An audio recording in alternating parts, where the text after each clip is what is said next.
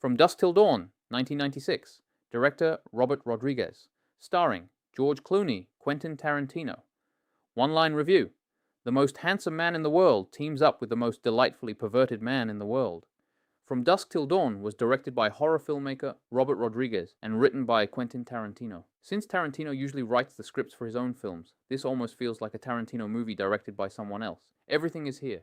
Endless dialogue, profanity, unbearable suspense, and explosive bursts of bloody violence. Even Tarantino's signature trunk shot makes an appearance. If someone told me Tarantino directed this film himself, I would have believed it.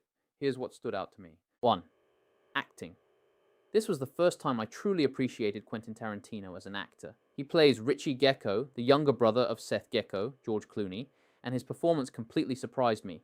Richie is a psychopath, a sexual deviant, and an utterly unpredictable human being. Tarantino portrays all three sides brilliantly. His quiet, hesitant voice makes Richie feel like a child who has never learned to control his desires. At the same time, his empty, unreadable stare makes him genuinely unsettling.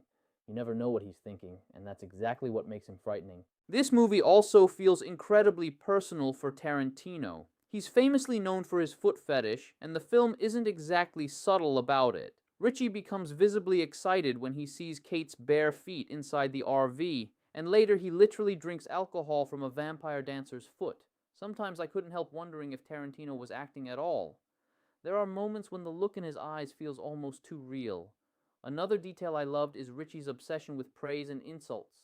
Emotionally, he feels immature, almost childlike, driven entirely by instinct rather than reason. Watching Tarantino write, perform, and completely disappear into such an unhinged character made me wish he'd act in more of his own films. George Clooney is equally outstanding. If Tarantino's performance is like riding an aggressive off-road motorcycle over rough mountains, George Clooney is a luxury limousine, smooth, confident, and effortlessly cool. His action scenes are excellent, but what impressed me most was the way Seth delivers threats. He rarely raises his voice. Instead, he calmly says the most terrifying things imaginable with almost no emotion, making him far more intimidating than someone who simply shouts. The contrast between Clooney's controlled charisma and Tarantino's complete chaos is one of the film's greatest strengths. 2. Direction. The direction is absolutely hilarious. Even though this is technically a horror film, I found myself laughing throughout the movie. The characters take everything completely seriously, which somehow makes Tarantino's shameless foot fetish, the infamous dance sequence, the ridiculous titty twister name, and the improvised shotgun crossweapon even funnier. Several moments stood out to me. One is the payoff involving the priest's blessing, where ordinary tap water eventually becomes holy water.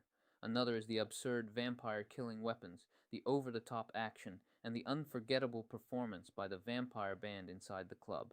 But comedy isn't the film's only strength, it also knows how to build suspense. Before the story descends into complete chaos, Rodriguez creates genuine tension, and there are several scenes that feel like classic horror cinema. I think Quentin Tarantino deserves a great deal of credit for this. Even though he only wrote the screenplay, his creative voice is so distinctive that it almost feels as if the film had two directors. Tarantino's style is impossible to hide. It's like adding capsaicin to a dish. Even a tiny amount completely changes the flavor. Likewise, giving Tarantino nothing more than the screenplay is enough to make the audience constantly feel his presence behind the camera. The film feels like two different movies. To me, From Dusk Till Dawn is divided into two completely different films. The turning point is when the Gecko brothers cross the Mexican border. The first half is a tense crime road movie driven by long conversations, escalating suspense, and bursts of sudden violence, the kind of storytelling that Tarantino excels at. The second half transforms into something entirely different, a chaotic survival horror comedy packed with vampires, outrageous action, and dark humor. The tonal shift is so dramatic that it almost feels like watching two separate movies stitched together. Surprisingly, it works. 3. Story, Part 1. The story itself is fairly simple. Unlike Pulp Fiction, however, this film has a much clearer ending, even if its beginning feels somewhat loose. The movie opens at a liquor store near the Texas border. A sheriff and the store owner casually discuss the Gecko brothers' recent crimes, and their ordinary conversation gradually builds tension.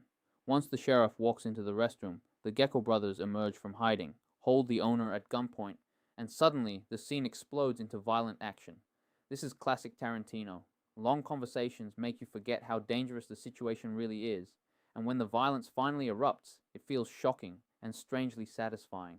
After blowing up the liquor store, Seth and Richie spend the night at a motel. Here we learn more about Richie's personality. He asks Seth childish questions like whether the motel has cable television or a bathtub. These little details quietly reveal that Richie is emotionally immature despite being a violent criminal. One of my favorite sequences takes place in the motel room. Seth leaves Richie alone to watch their hostage. Richie stares at her with his vacant, emotionless eyes before casually lying on the bed to read a comic book. He even tells the hostage to relax. When Seth eventually returns and opens the bedroom door, he discovers a horrifying massacre. The flashing lights, disturbing music, Seth's silent reaction, and the horrifying image waiting behind the door combine to create what I believe is the strongest directed scene in the entire movie. It perfectly captures just how unpredictable and terrifying Richie truly is. Looking back, I even feel that this sequence may have influenced a similar visual technique Tarantino later used in Kill Bill, or perhaps he simply borrowed one of his own favorite ideas. 3. Story Part 2. The Gecko brothers eventually encounter Jacob Fuller, a former pastor traveling with his family in an RV. At first, the conversations within Jacob's family seem like ordinary small talk. Later, however, they become the emotional foundation for Jacob's crisis of faith and eventual redemption. Needing both transportation and a way to smuggle a corpse across the border, Seth and Richie take Jacob's family hostage and force them to drive into Mexico. Once again, Tarantino's dialogue shines. Nearly every conversation is filled with tension, profanity, and subtle psychological intimidation. Why, another memorable moment comes when Richie watches Kate in her bikini by the motel pool. The film briefly shifts into Richie's perspective, showing his disturbing fantasy as he imagines Kate seducing him. The sequence perfectly illustrates just how unstable his mind really is. Later, inside the RV, Richie becomes fascinated by Kate's bare feet. I honestly burst out laughing during this scene. Only Quentin Tarantino would write his own character into a movie and openly incorporate his own well-known fetish into the story. The sheer shamelessness of it somehow makes it hilarious. The border crossing itself is another highlight. Interestingly, this sequence doesn't feel particularly Tarantino-like. Normally, Tarantino builds suspense through long conversations.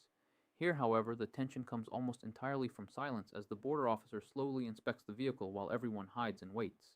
It's a simple scene, but remarkably effective. Once the group enters Mexico, they decide to spend the night at the Titty Twister, while waiting to meet a contact the following morning. And that's the moment the movie changes completely. The crime thriller disappears almost overnight, replaced by an outrageous survival horror comedy. Even before entering the club, the Gecko brothers beat up the doorman for almost no reason at all. Inside, half-dressed dancers perform while a live band plays. Then the club's star dancer appears, pours liquor down her leg and across her foot, and Richie eagerly drinks it. At that point, I couldn't help laughing again. I've never seen another screenwriter so openly insert his own personal fetish into a film in which he also stars. The second half. After the vampires reveal themselves, I don't think the movie is trying to tell a particularly deep story anymore. Instead, it fully embraces its identity as an over-the-top survival horror comedy. Several moments stand out. First, there's the now iconic dance sequence, which has become one of the film's most recognizable cult moments and has been referenced countless times. Second, I love the improvised holy shotgun. The idea that everything can become a cross leads the characters to combine a shotgun with a wooden handle to create a makeshift crucifix. It's absurd, creative, and incredibly funny. Finally, there's the payoff involving holy water. Earlier in the film, Seth casually remarks that a priest can turn even tap water into holy water. Later, Jacob blesses ordinary tap water, allowing the survivors to spray vampires with it during the final battle. It's a simple setup and payoff, but one that made me smile because it fits the movie's outrageous sense of humor perfectly. Final thoughts. From Dusk Till Dawn is a strange film in the best possible way. It begins as a tense crime road movie before transforming into an outrageous vampire survival horror comedy. That dramatic shift shouldn't work, yet somehow it does. The film delivers fast pacing, excellent suspense, satisfying action, unforgettable performances, and a wonderfully twisted sense of humor. It may not have a particularly profound message or an especially sophisticated story, but it never pretends to be anything other than wildly entertaining. Sometimes that's more than enough. Verdict. A horror movie that's barely scary, but incredibly fun. A film overflowing with Quentin Tarantino's wonderfully unfiltered imagination. 4.5 stars, 7 out of 10. Pros: fast-paced storytelling, outstanding suspense, explosive action, genuinely hilarious. Cons: a fairly simple story, little thematic depth,